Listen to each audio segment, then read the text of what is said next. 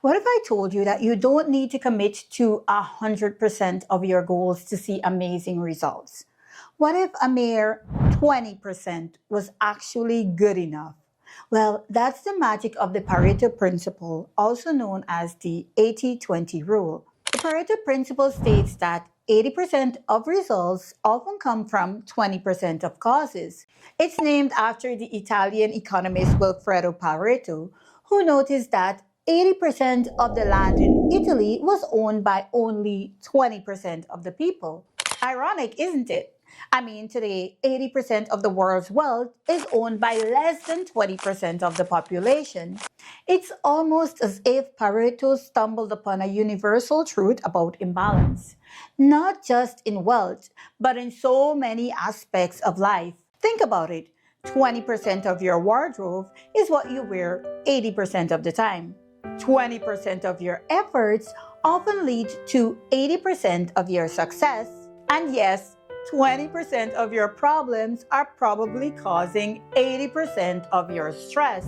Essentially, the Pareto Principle teaches us that focusing on the critical few instead of the trivial many is key to unlocking better results in almost every aspect of life. It highlights the disproportionate relationship between inputs and outputs in various systems.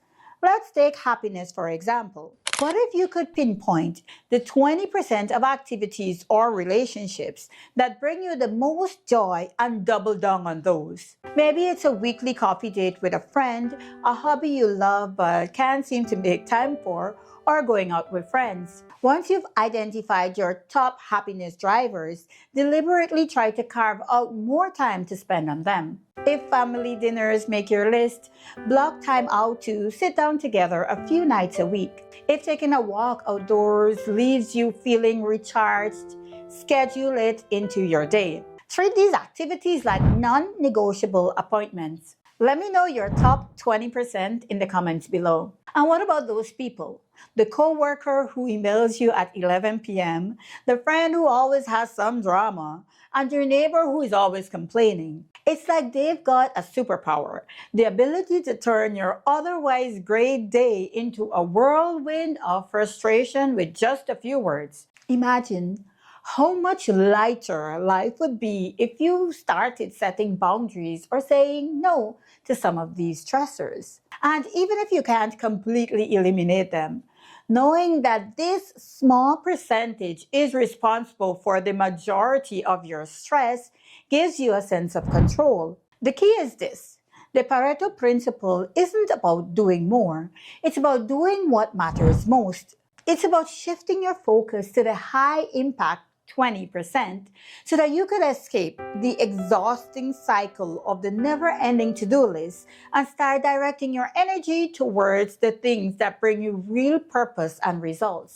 So what do we do with the 80%? First of all, the 80% doesn't have to be this magical number. But I'm sure that we actually could agree that many of the items on our to-do list could actually be deleted or delegated. We need to start trusting others to get the job done. We need to let go of perfection. If not, we will never be able to escape the hamster wheel. Here's the game plan. Identify the activities that truly matter, the ones that you really want to do, and the ones that you really need to do. Focus on those first and let the rest wait their turn. For example, if getting in some exercise is a priority but the house is messy, choose to exercise first. The mess can wait. After all, your health and well-being are more important than a perfectly tidy living room. And who knows, by the time you're done with your workout, someone else might have stepped up and cleaned the house for you. Hey, it could happen. Or maybe you'll do it another day.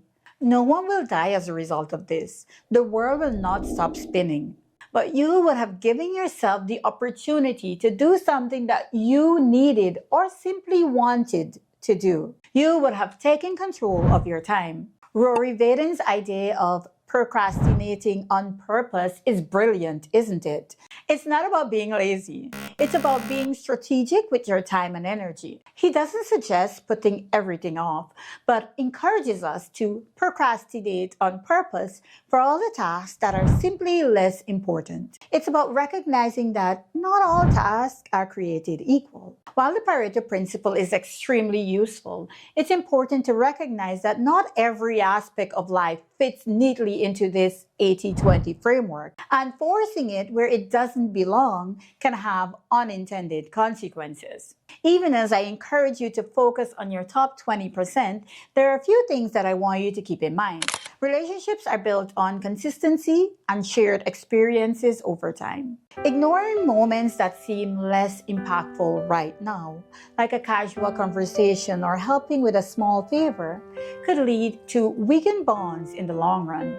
Always leave time and space for small, seemingly meaningless acts of connection. As I said in this video, loneliness is a growing epidemic. A quick chat, a shared laugh, a kind gesture, or a text could make the world of difference. Similarly, focusing on superfoods or high-impact health habits might help in the short term, but could lead to a lack of variety and imbalance in your diet. A holistic approach that includes a wide range of nutrients and habits encourages long-term well-being. And then there's the challenge of saying no to the 80% that doesn't contribute as much value. While it sounds simple, it can be one of the hardest parts of applying the Pareto Principle. Saying no to obligations, people, or activities, especially when they've been part of your routine, takes practice and a shift in mindset. It may also mean setting boundaries that others might not immediately understand or appreciate. But here's the good news. You don't have to get it perfect right away. Start small. Pick one area of your life, whether it's your health, your happiness, or your work, and experiment with identifying your critical 20%. Over time, you will develop the confidence to make decisions that align with your priorities and your values. The Pareto Principle isn't about perfection, it's about awareness. It's a tool to help you focus your time and energy where it matters most without completely disregarding the importance of balance and connection. Use it wisely and it can be a game changer. If you enjoyed this video, be sure to like and subscribe. And don't forget to share it with anyone that you think would find this content helpful. Thank you ever so much. What's your 20%?